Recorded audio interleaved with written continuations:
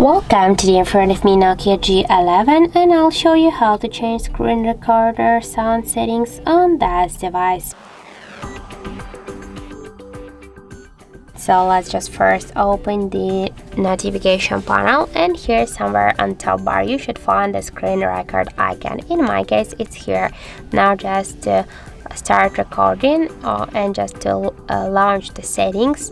Before you start recording, hold for a while this icon and you'll see here the record audio section.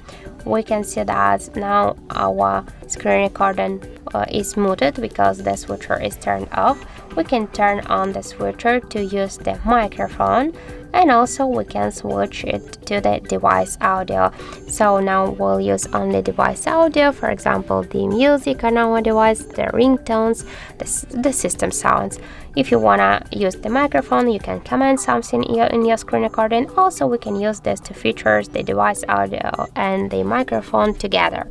If you wanna just mute again the screen recording, you should just click here once again on this switcher, and that's it. And after that just click here to start the recording, and that's it. So thank you for watching, and if you found this video helpful, don't forget to leave a like, comment and to subscribe our channel.